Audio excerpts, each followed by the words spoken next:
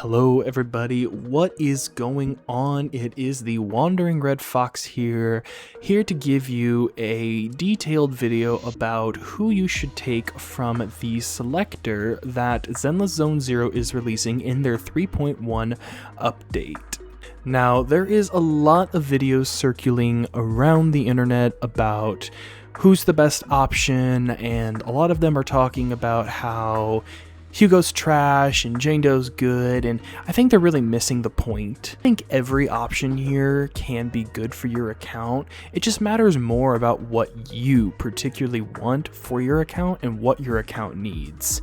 Most people say that Hugo is a bad option because Hugo needs his Mindscapes 2 to be functionable, but if you're somebody who doesn't have a lot of attacking agents and you don't really like Ambi's playstyle, but you have Lighter and Lycon or Dialin, you would probably benefit more from having Hugo on your account than any other agent that would be in the selector. So in this video, I want to go a bit more in depth on what I think is the best option for your account specifically, give you the pros and cons of picking them and what situations you would want them and what situations you wouldn't want them. And while I do think there are some options that definitely are worse than others, like Hugo, I definitely think that there's a case to be made for all of them, and unlike my last video, this one is entirely my opinion. So without further ado, let's get into this. Starting off this video, let's talk about Hugo, one of the more controversial characters in this selector. And I want to talk about why this is the case, because I think a lot of people are hearing how controversial he is, but they don't really understand why people are saying he's bad. The biggest downside about Hugo in this selector is his mechanic of totalitized. Now, for those who don't know what totalitized does, it essentially does a big chunk of damage during the stun window, but after doing totalitized damage, it cancels the stun window completely. Back when Hugo first released, his premium team was Lycon and Lighter because both of them were stunners and also gave him additional damage buffs. However, while this sounds good on paper, not being able to reliably do consistent DPS damage and needing to depend on the stunners in order to properly be effective in combat is a big problem for a character to have, especially since other characters, including DPS Ben Bigger, don't run into this problem. However, Hugo does negate this issue if he gets his Mindscape 2. So if you manage to get into Hugo, he will be a lot more functionable as a DPS than if he's only at M0 or M1. Now, there might actually be a case where you may want Hugo in your game. If you don't have Ellen, or if you don't have any other reliable attacking agent like Shunguang, Ambi, or even Soldier 11, you may want another attacking agent there. Realistically though, all those other agents are a bit more easier to obtain. Soldier 11 can be gotten from the standard banner, and you can get Ambi in this selector specifically. But if you don't have Ellen and you really want an ice attacker, this is an option for you to go for on your account in order to help assist with that niche that may be needed on your account. The only downside is Hugo is a bit of an investment project, and you will likely need to try to get him M2 to continue being worthy in the meta. He's probably by far the weakest option here, and if you're a new player, this may not be a good idea for your account, since you really are not going to have the characters that can help make Hugo better. However, if you do have him M1, it may not be a bad idea to grab him and make him M2. As well as if you really want him and you're willing to make the investment in order to make him more viable, this can be your chance to start getting ahead of the curve instead of waiting for a rerun. Ultimately, the decision is, do you want a character that you're going to have to invest in, or do you want a character who's going to be reliable? If you want a character who's going to be reliable, do not take Hugo. But if you don't mind the investment and you really want an ice attacker on your account because you don't want to invest in Ellen, then Hugo may be an option for you. Just be aware of the risks that you take when building a character like him. The next character we're going to talk about is Sambi, or just S-rank Ambi. Now, you've probably heard a lot of people saying that she's not worth pulling in this banner, and there is a reason why people are advising against using her. Ambi has a problem where she doesn't have a lot of good team compositions. She really needs both Seed and Orphe, well, Seed or Orphe, in order to be usable on a team comp.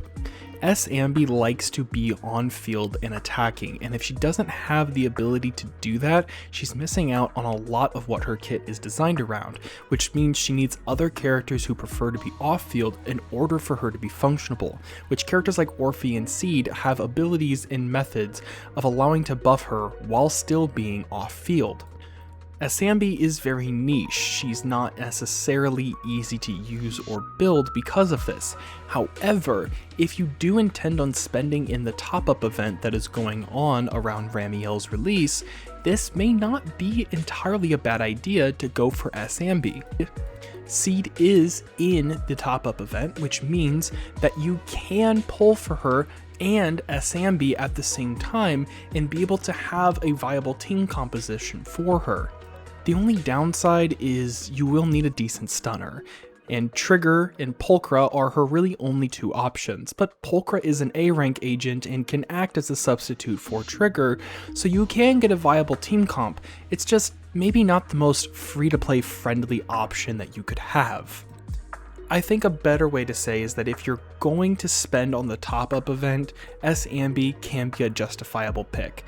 But if you're not planning on spending and you don't have access to Seed or Orphe or Trigger, then Ambi may not be the best fit for your account.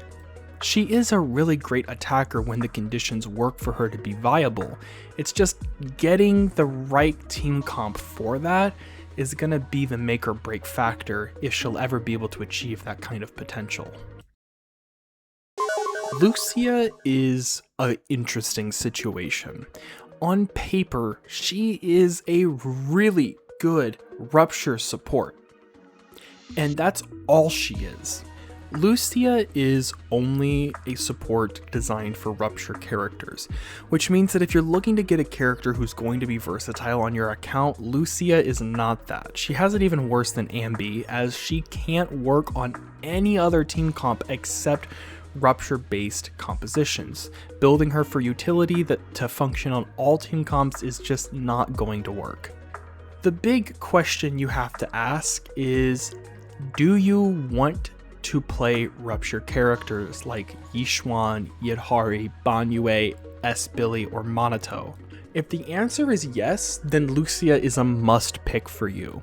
But if the answer is no, then maybe Lucia's not going to be the best fit for your account. What matters is, what are you going to play? If you're going to play anything that isn't Rupture and you don't like using Rupture, do not get her. But like I said, if you really love Rupture characters, then by all means, go for it. I will add that if you are going to pull for Lucia, make sure to grab her W engine, because her W engine really helps her buff Rupture more effectively. Trigger is probably one of the best options you can have in the game if you're going to be running a lot of attacking agents. With the exception of Hugo Vlad, she works functionally on almost any team comp that really wants an off-field stunner, which is a lot of them. Billy Kid, Nekomata, DPS Ben, Harumasa, Sambi. All of these characters heavily benefit from Trigger's stunning abilities to be off-field, and because of this, she's almost one of the best stunners in the game. Almost, because there's definitely some competition for that title. Okay, there's a lot of competition for that title, but Trigger does fill a niche role very effectively, and if you don't have dial-in, or you don't plan on pulling for dial-in in the rate up banner that's also going to be coming out later this year, Trigger is a really great option if you do not have dial-in. or really need a stunner who is going to be more viable off field. The only time you're not going to want to pull for trigger is if you have a more anomaly tailored account and most of your team comps are centered around anomaly. Trigger doesn't really fit those kinds of niches, and if you already have a decently built stunner for your attacking team comps and you don't really need another one, trigger isn't going to really fit the role properly. Again, if you have Dial-In, there is no real reason to pull for trigger, unless you really want her. And of course, if that's the case, go for it. But if you have Dial-In or Norma, then you may not be able to find as much of a role for trigger as you might like. However, if you don't have those characters like me, you might be able to utilize trigger very effectively. Pull her if you don't have any other better options, because trust me, she'll definitely carry your teams. Jane Doe, the star of the show.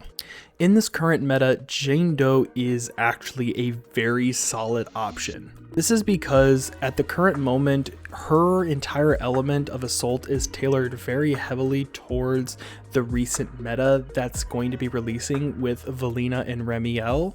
I don't remember how to describe it properly, but Assault has a very special effect with Vortex in a way that it kind of triggers differently compared to every other element. I know, I don't know something and I'm making a video on it, but my source, trust me bro. But in all seriousness, Jane Doe is also getting buffs recently, although the question of if it's going to be good or not is kind of up in the air. However, we are approaching what seems to be an anomaly meta, and because of this, it's going to be quite great to have an anomaly character that's going to be already a decent DPS on your account. So that means the only option is Jane Doe, right? Well, no. See, there's actually one caveat to getting Jane Doe. She is going to be purchasable via the spending event. So, what now? If you're going to be going for the spending event and you don't plan on getting any of the characters like Astra Yao, Vivian, or Seed, then it may not be a bad idea to just grab Jane Doe from the spending event and look to invest your selector to a different character. Alternatively, if you so heartfully wanted to, you could grab Jane Doe from the selector and then go grab Vivian. I'm not sure how well that comp would be, as I kind of don't run a lot of anomaly, but Vivian does a bloom damage, so therefore it works, right? No, I don't think it does. But the options are still there, and Jane Doe may not be the best for the selector if you're going to be spending in the event, and Seed, Astra Yao, or Vivian just don't really call to you. It's completely up to you though, so be sure to pick who you think is going to work best for your situation. I hope this video allowed you to get a better idea of who to pick from the selector, but to briefly give a summary of a question I know I'm going to get asked, what about the W engines? In short, the W engine situation's kind of complex. It's super duper not straightforward. Essentially, if you're going to get any of the DPS characters, grabbing their W engine is not a bad idea, unless you're Jane Doe. If you're Jane Doe, you can actually buy her W engine from the shop. It's not as worth of an investment. If you are going for Jane Doe on the selector and you don't have any of the other characters from that selector, grab Ambi's W engine. Trust me, if you need to build a DPS character, having a W engine that gives crit damage is a complete godsend. Grab Ambi's W engine. Trust me, bro, it will be great. Alternatively, if you have another ice DPS like Ellen, although I don't know how effective this W engine will be on her, Hugo's is not a bad option for that.